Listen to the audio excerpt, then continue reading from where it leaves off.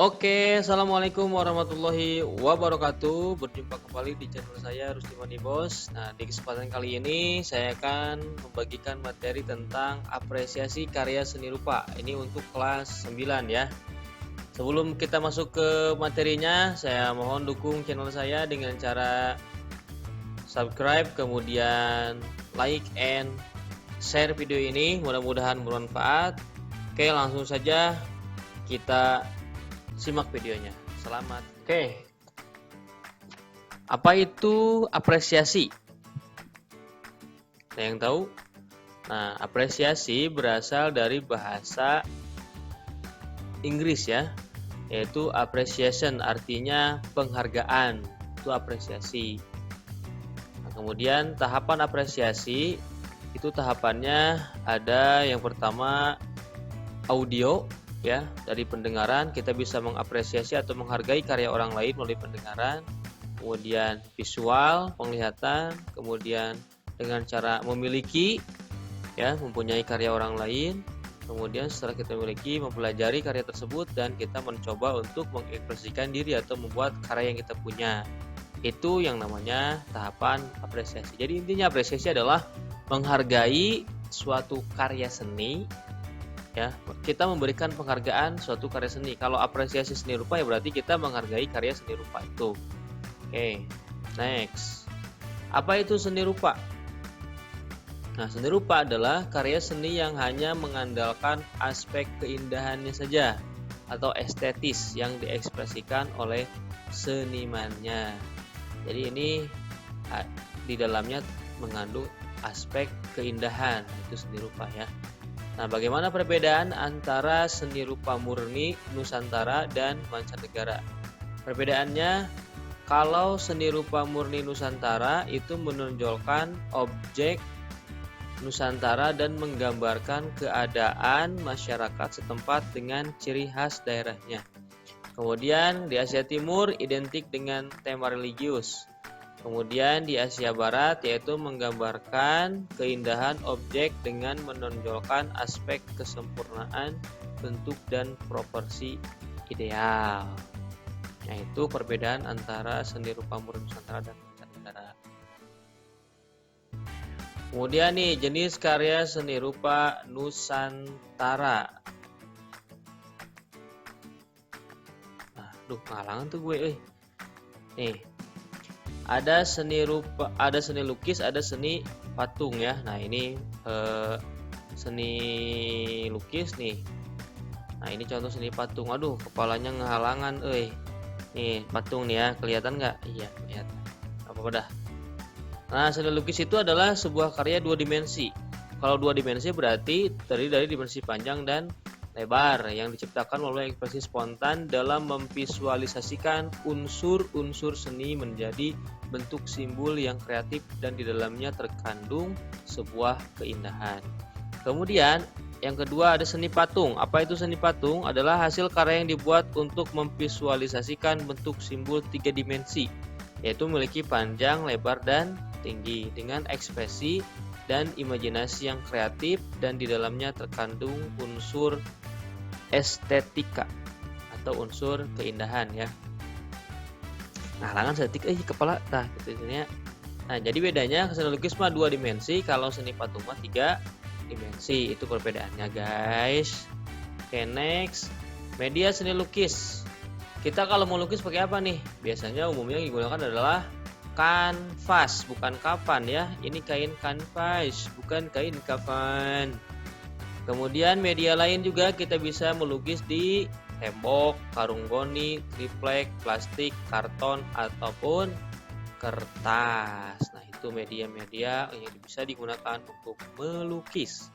Next, unsur dalam seni lukis. Yaitu yang pertama ada unsur ideoplastis, yaitu terdiri dari ide atau gagasan, imajinasi, pengalaman, estetis, dan ekspresivitas. Yang kedua, unsur fisikoplastis, yaitu terdiri dari ini fisik ya. Kalau ini ideoplastis, ide-idenya nih dapatnya dari mana? Kalau ini mah fisiknya, yaitu penampakannya. terdiri dari garis, warna, tekstur, bentuk, komposisi atau harmoni, irama, dan keseimbangan atau fokus. Nah, ini bedanya ya. Ini unsur-unsur yang ada dalam seni lukis. Nah, kemudian manfaat dari lukisan. Kira-kira apa nih manfaat dari lukisan yang kita buat? Nah, yang pertama untuk kepentingan estetis semata. Jadi untuk kepentingan keindahan aja, hiasan dinding dan sebagainya ya.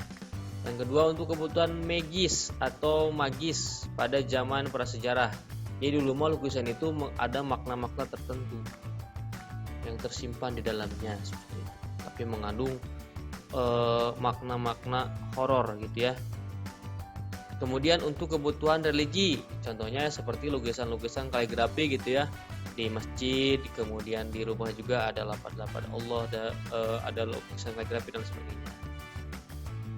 Yang terakhir untuk kebutuhan politik, seperti apa ya? Contohnya ada lukisan partai, bendera partai, lambang partai dan lain sebagainya. Itu manfaat dari lukisan. Jadi manfaatnya estetis, magis, religius, dan kebutuhan politis.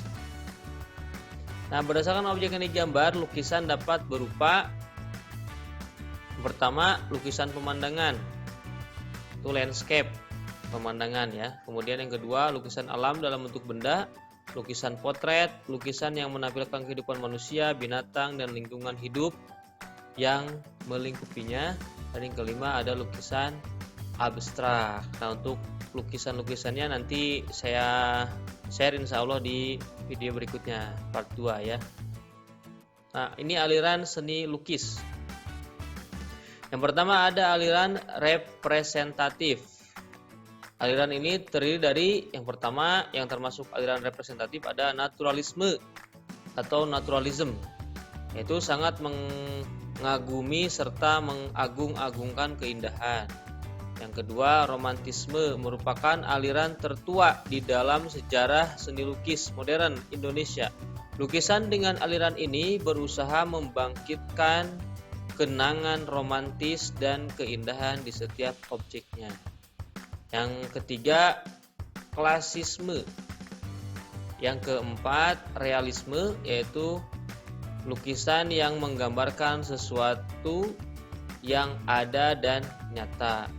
Kemudian yang kelima, impresionisme, menghadirkan kesan-kesan atau pengaruh pada perasaan. Nah, itu aliran representatif ada 5 ya. Nah, sekarang aliran interpretatif, yaitu yang pertama kubisme, aliran yang cenderung melakukan usaha abstraksi terhadap objek ke dalam bentuk-bentuk geometris seperti kerucut, segitiga, lingkaran, dan lain-lain untuk mendapatkan sensasi tertentu. Salah satu tokoh terkenal dari aliran ini adalah Pablo Picasso. Ini orang Jawa nih ya, pakai O semua nih kayaknya.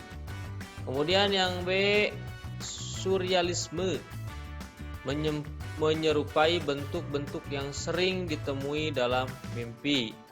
Nah, ini mah bentuk-bentuknya yang tidak sesuai dengan keadaan kenyataan ya. Contohnya misalkan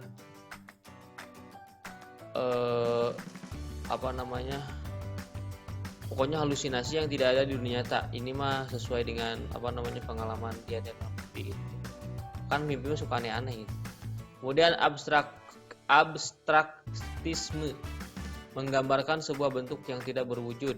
Ini mah nggak bisa kita nggak ada juga dalam dunia nyata, abstrak ya intinya mah.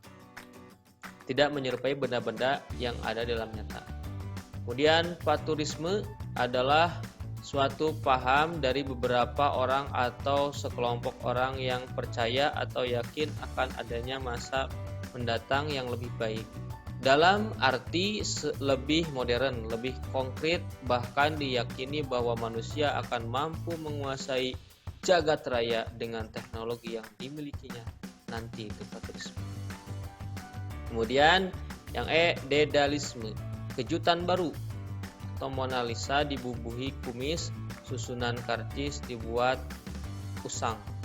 Michel Duchamp, Tristan Tajoro, dan Hans Op, ini nih tokoh-tokohnya nih.